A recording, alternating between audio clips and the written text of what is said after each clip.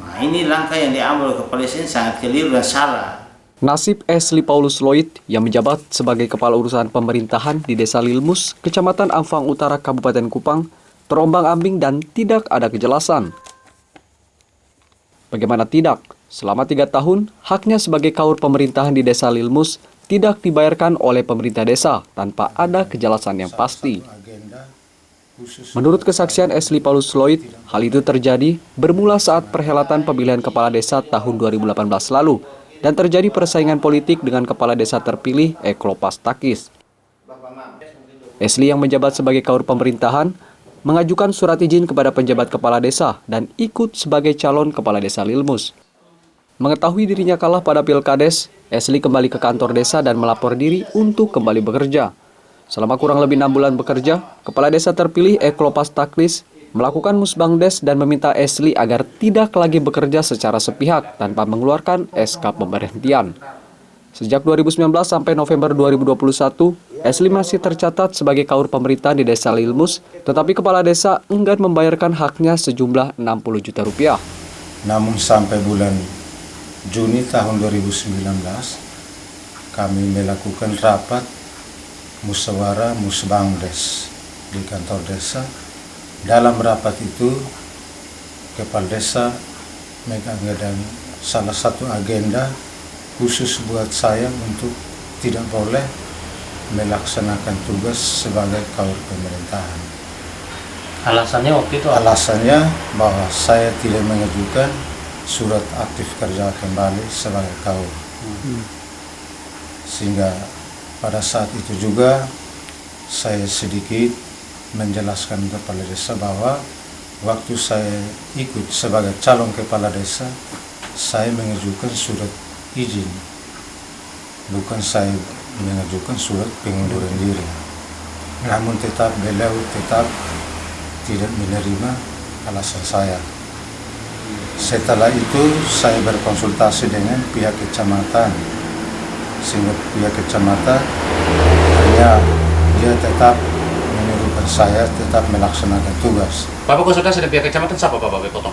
Bapak Camat. Bapak Camat? Ya. Pak Amros waktu itu? Amros, ya. Ya, oke. Jadi tetap harus melaksanakan tugas.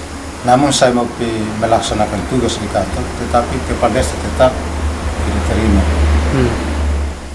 Sedangkan sebelumnya Bapak punya SK-nya berlaku? SK-nya berlaku diangkat itu pada tanggal tahun 2017. Berakhirnya? Berakhirnya tidak ada. Tidak ada berakhir? Tidak ada berakhir. Dan sampai sekarang juga kepala desa juga tidak mengeluarkan surat itu Ya, tidak ada SK pemberhentian. Dan terus tadi soal Bapak pung hak-hak sebagai kaur itu Bapak omong sedikit. Ya, itu saya punya honor itu dari tahun 2019 Januari sampai dengan Desember tahun 2019 sampai dengan bulan ini juga belum dibayar. Per bulan berapa Bapak? Kalau tahun 2019 itu per bulan 1 juta. Kalau saat ini? Kalau saat ini 1 bulan itu 2 juta 20 ribu. Ya, 20 ribu. Dan Bapak sempat dengan Kapolsek sana ya? Ya, sempat kami dengan Pak Kapolsek, Pak Camat, kami ada kesepakatan bersama bahwa karena beliau kepala desa, ya menurut pengakuan dia bahwa dia akan tarik kembali saya bekerja dengan jabatan sebagai staf, Bukan kaur pemerintahan. bukan kaur pemerintahan. Nah, jabatan kaur pemerintahan itu sekarang terisi kosong. Kalau menurut kepala desa bahwa sudah terisi. Dari kapan Bapak dia menurut dia dari kapan terisi? Tidak tentukan, artinya dia tidak kasih tahu bahwa dari kapan.